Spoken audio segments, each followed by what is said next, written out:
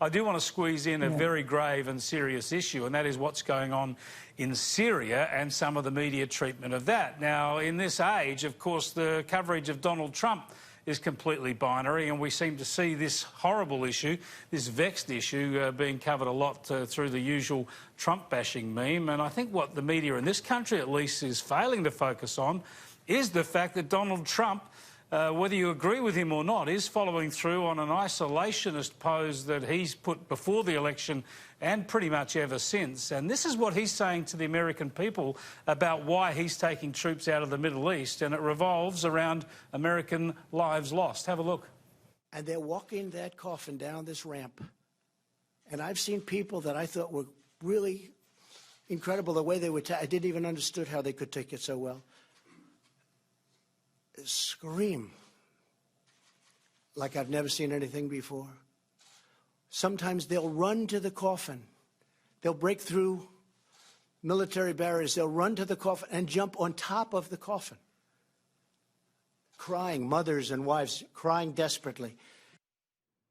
It's really emotive stuff. But, Chris, this is a very complex issue. You could run arguments for an international coalition taking a longer role there, but it seems to me that a lot of the knee-jerk criticism of Trump for getting out of the Middle East is coming from the same people who criticised him for going in the first place. And probably Barack Obama has got off scot-free for in 2013, you know, not honouring his threats against the Syrians. I suppose as somebody who visits Turkey quite regularly, I have some sympathy for Erdogan. I think Erdogan is a thug and not the reformer he appeared to be 15 years ago. But they've got an awful lot of Syrian refugees. And I can understand why, in that part of eastern Turkey, they might want some of them to go back across the border. I think the wider issue for media, for people like us in reporting of Trump, is I think we all have to ask ourselves, for all his flaws, is the proposed solution to Trump worse than the problem we're trying to solve? Shouldn't we restrict our opinions about Donald to the next election rather than try to stage what is virtually a coup after the failed Russiagate probe and now trying to do the same thing really through the same, you know, intelligence apparatus with the Ukraine? Yeah.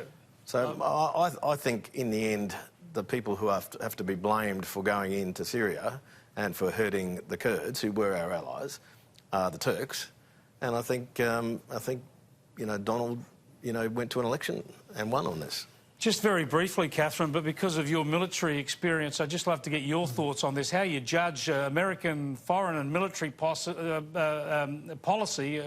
without just seeing it through the prism of one man. Well, Chris's point's well made. Obama's failure to enforce the green line against Assad when they used chemical weapons against their own people exterminated a large number of the credible Sunni opposition to the Alawite dictatorship that is the Assad regime. The West lost face, and into that vacuum came much more extreme Sunni armed organisations of the calibre of, you know, Islamic State, which grew out of the Zarqawi network in Anbar province. So there's plenty of blame to go around here. Trump is unabashedly, when you strip away the tweeting and the rest of it, is a realist who's decided these foreign wars are unsustainable.